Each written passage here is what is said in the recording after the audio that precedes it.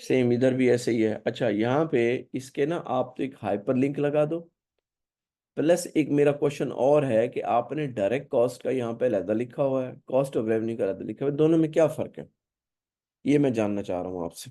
ठीक है, हालांकि कोई अमाउंट भी नहीं आ रही। ठीक है, तो ये हो गया। ये वाला नोट चेंज कर लें, जैसे मैंने आपको पहले कहा है।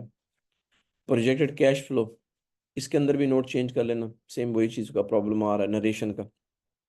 ठीक है, रिस्क एनालिसिस में आते हैं, तो यहाँ पे आप मेंशन कर रहे हो कि भाई ये रेवेन्यू है उसका, ये रेवेन्यू है उसका वैक के ऊपर कैलकुलेशन की, ये कॉस्ट ऑफ रेवेन्यू है, तो यहाँ पे आप लिख रहे हो present value of production expenses, तो ये थोड़ा सा डिफर कर रहा है। ये क्या बचा है, इसको फाइंड आउट करो प्लीज। इनके आंसर जरूर करना, स्किप नहीं करना Fazal please, try to be very vigilant ना।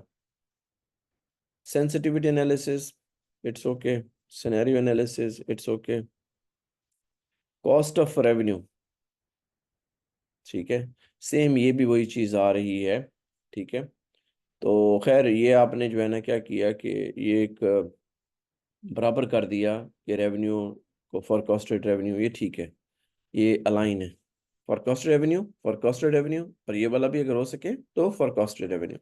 ठीक है, इसी तरह कॉस्ट ऑफ रेवेन्यू में जब हम आते हैं, cost of revenue, cost of sale यहाँ लिखा हुआ है, हालांकि कॉस्ट ऑफ रेवेन्यू होना चाहिए, यहाँ पे आप लिख दें टोटल कॉस्ट ऑफ रेवेन्यू। तो इन चीज़ों को आप अलाइन करो, नोट को भी अलाइन करो। ऑपरेटिंग एक्सपेंस में आते हैं, ये आपने ऑपरेटिंग एक्सपेंस यहाँ लिखा है, यहाँ पे ऑपरेटिंग एक्सपेंस, यहाँ पे टोटल लिख दिया है, भाई तीनों को अलाइन करना है। अच्छा, यहाँ पे आप मेंशन कर रहे हो we have incorporated in the above projection inflation rate in UAE.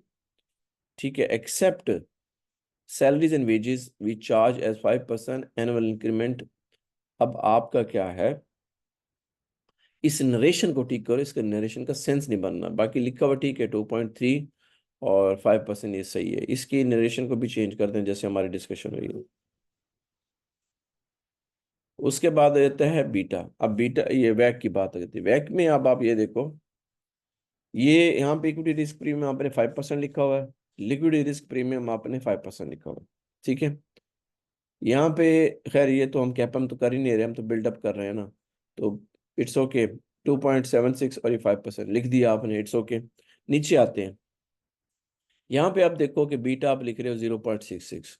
ठीक है, अब ये जो लैक ऑफ कंट्रोलेबिलिटी है और लैक ऑफ मार्केटेबिलिटी, ये 0 to 15 लिख रहे हो, लेकिन अगर हम जाके देखें तो आप क्या कहते हैं, इसकी रेंज डिफाइन करो ना। जीरो यहाँ आपने जीरो कर दी, यहाँ 15 कर दिया, लेकिन जब हम यहाँ पे देखते हैं वैल्यूशन में जाके, ठीक है, वैल्यूशन में आपको दिखाता हूँ, वहाँ पे आप क्या कर रहे हो, ये मैं आपको दिखाता हूँ मल्टीपल में।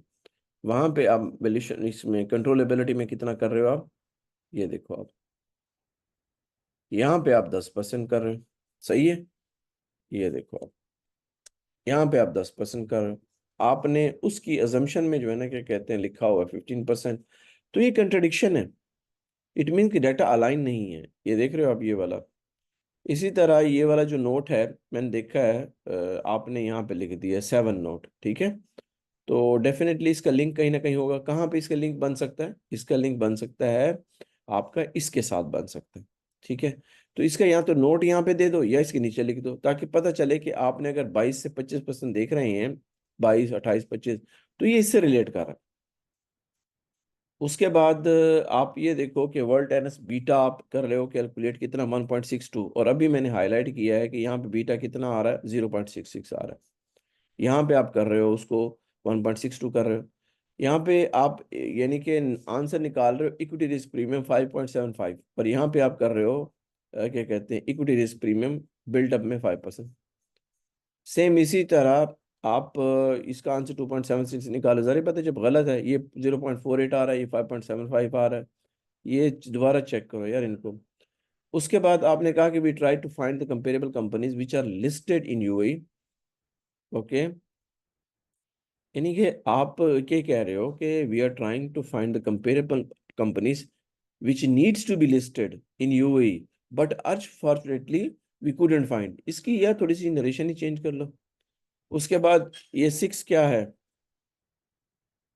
6 क्या है इसका वो हम देखते हैं। अच्छा, तो अब आप इसको आपने देखना है कि वर्ल्ड टेनिस कंपनी का आपने लिखा हुआ है लिक्विडिटी रिस्क फैक्टर 6% है। तो अगर आपने 6% लिखा हुआ है ना, तो यहाँ पे आप ये देखो कि उसको मेंशन आप कर रहे हो लिक्विडिटी रिस्क प्रीमियम 5%, और यहाँ पे भी लिक्विडिटी रिस्क प्रीमियम 5%। तो ठीक है, अगर हम बिल्डअप इस्तेमाल करें तो कम से कम बिल्डअप की इंफॉर्मेशन तो ठीक होनी चाहिए। एक चीज हो गई, ये मैंने हाईलाइट करके दिया क्योंकि ऊपर ये मेंशन भी है। उसके बाद मैंने असलन दम उदाहरण का आपको कहा था कि आपने मेंशन करना है, क्योंकि ये जो डाटा आपने लिया है ना, इक्विटी रिस्क प्रीमियम, ये adjusted default spread, small size equity country risk premium, सारा जो है ना दम उदाहरण से लिया हुआ है। ठीक है, ये इसकी वेबसाइट से, वो भी आपने मेंशन नहीं किया। इसी तरह क्या कहते हैं, इसका नेक्स्ट आ गया, मेथोडोलॉजी का आ गया। अब इसको ना पूरा नाम लिखें, weighted average cost of capital, फिर ब्रैकेट में आप वैक लिखें। यहाँ पे कॉस्ट ऑफ कैपिटल की बजाय बेहतर ये है कि कॉस्ट ऑफ इक्विटी लिख दें। आपको पता ही है कि कॉस्ट ऑफ कैपिटल का दूसरा नाम वैक है, वो फिर फुल होता है, लेकिन कॉस्ट ऑफ इक्विटी तो बिल्डअप के तहत कैलकुलेट करते हैं। और मैं ये चाह रहा था ना, मैंने कहा कि दोनों के नीचे आप इस तरह का टेबल बना दें, तो आप इस तरह बनाएं इसको। ठीक है, इसी तरह अब आप ये देखो कि आपने average industry growth rate mention किया 6.85%। ठीक है, यहाँ पे क्या आ रहा है, home डिकोर, interior design, furniture industry, same वही पिछला कॉपी कट पेस्ट है, इसको आपने नहीं देखा। अब आप ये मेंशन कर रहे हो 6.80, मेरे भाई ये 6.85 है। क्लाइंट कंफ्यूज हो जाएगा कि ये शायद सेपरेट रेट है, ये सेपरेट रेट है। इस तरह क्लाइंट को कंफ्यूज में मत डालो, इसको भी चेंज करो। उसके बाद 2.3 आपने कर दी, यहाँ पे 2.23 आ रहा है। अब देखिए यहाँ भी कंफ्यूजन आ रही है कि भाई एक जगह ये 2.3 है, एक जगह 2.23 आ रहा है, इसी में कंट्रडिक्शन आ रहा है। ये 7.3 डाला है, तो आप इसको देखो कि ये सही है। इसी तरह 2.3% जो यूई का प्रोजेक्ट इन्फ्लेशन रेट है, इसको आप क्रॉस वेरीफाई कर लो। ये वाला जो आपने लिया है, क्या कहते हैं, स्पोर्ट्स रिसर्च, ये इसको क्रॉस वेरीफाई करो। यूएसीजीआर ये डिफरेंट आ रहा है। ठीक है, अब यूएसीजीआर और यूएजीडीपी, ठीक है, इन दोनों में क्या फर्क है? मेरे ख्याल में शायद आप ये लिखना चाह रहे हो कि industry growth rate, industry growth rate. ठीक है, इन लिंक्स को वेरीफाई करो कि भाई अगर यूएजीडीपी ग्रोथ रेट है तो वो कंट्री का है, और कंट्री का यूएजीडीपी और यूएजीडीपी ग्रोथ रेट और यूएसीएचआर, इनको अलाइन करो। फजल ये चीजें अलाइन नहीं है, प्लीज सेट करो इनको कि भाई यूएजीडीपी का मतलब ये है कि यहाँ पे यूएजीडीपी ये वाला कंट्री ग्रोथ रेट है। ठीक है, फिर इंडस्ट्री ग्रोथ रेट, उसका लिंक नीचे दे दो। फिर इसी तरह ये चीजें क्लियरली मेंशन होनी चाहिए ताकि कंफ्यूजन ना हो क्लाइंट को किसी भी हवाले से। होपफुली ये चीजें क्लियर हो गई होंगी। इनको सही तरीके से, अच्छे तरीके से, एक एक चीज को बैठकर तसल्ली के साथ क्रॉस वेरीफाई करो, करेक्ट करो। करेक्ट करने के बाद फिर आप मुझे भेजो ताकि मेरा टाइम ज़ाया ना हो और मैं कहूँ कि हाँ यार, जो मैंने चेंजेस की थी वो फजल ने कर लिए। ठीक है, थैंक यू वेरी मच।